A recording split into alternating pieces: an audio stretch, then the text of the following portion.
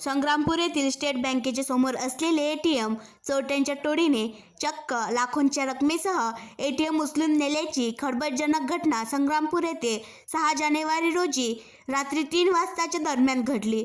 State bank समोर ATM चोरट्यांनी विना नंबर असलेली पांढरी पिकअप सदर वाहनाला बांधून ओढले व एटीएम त्याच वाहनात टाकून वरवट बकाल रस्त्याने भरधाव वेगाने सुसाट वाऱ्यासारखे वाहन घेऊन निघून गेले।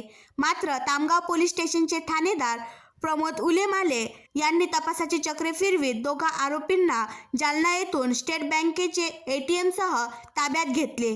मशीनमधील रक्कम सुरक्षित असल्याने तामगाव पोलीससह स्टेट बँकेचे अधिकारी कर्मचाऱ्यांनी सुटकेचा श्वास घेतला। तामगाव पोलिसांना रविवारी पहाटे 3:30 वाजता ही बाब लक्षात येताच तालुक्यात एकच खळबळ उडाली।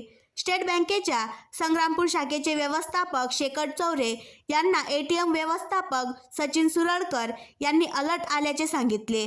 त्यावर चौरे यांनी संग्रामपूरमधील एटीएम स्थळी भेट दिली असता दाराची काच फोडलेली दिसली, तसेच रक्कम असणारा भाग लंपास झाल्याचे दिसून आले। एटीएममध्ये 17,78,000 रुपये असल्याचे त्यांनी तामगाव ठाणेदार प्रमोद उलेमाले यांना सांगितले। एटीएम व्यवस्थापक सचिन सुरळकर यांच्या फिर्यादीवरून तामगाव पोलिसांनी तपास चक्रे फिरवली। आरोपींविरुद्ध तामगाव पोलिसात भादवींच्या कलम 380, 427, 34 नुसार गुन्हा दाखल करण्यात आला आहे। 2 आरोपी एटीएमसह पकडले। काही तासातच 2 आरोपींना एटीएम व त्या वाहनासह पकडण्यात जालना पोलिसांना यश आले।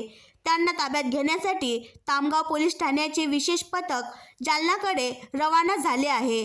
तामगाव पोलीस ठाण्याचे ठाणेदार प्रमोद उलेमाले यांनी बोलताना माहिती दिली। जालना पोलिसांनी दोघा आरोपींना एटीएम व मालवाहू वाहनांसह पकडले। पोलिसांनी जालना येथे पाठवण्यात आलेल्या पथकात पोलिसांसह स्टेट बँकेच्या संग्रामपूर शाखा व्यवस्थापक, एटीएम तंत्रज्ञ यांचा समावेश होता।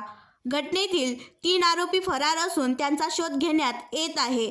पकडण्यात आलेल्या दोघा साथीदारांकडून त्यांची माहिती घेऊन त्यांनाही लवकरच जेरबंद करण्यात येईल अशी माहितीही ठाणेदार उलेमाले यांनी दिली।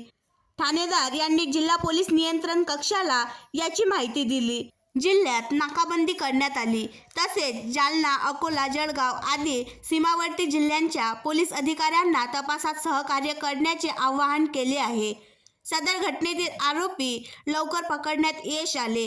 ही घटना तपासाच्या दृष्टीने तामगाव पोलिसांना आव्हानात्मक होती। केंद्रीय मंत्री भूपेंद्र यादव आज संग्रामपूर तालुक्यातील बावनबीर येथे संकल्प यात्रेवर होते, त्यामुळे पोलीस दुहेरी दडपणात होते। मात्र 2 आरोपी एटीएम व वाहन सापडल्याने पोलिसांनी सुटकेचा श्वास सोडला आहे, एवढे मात्र खरे।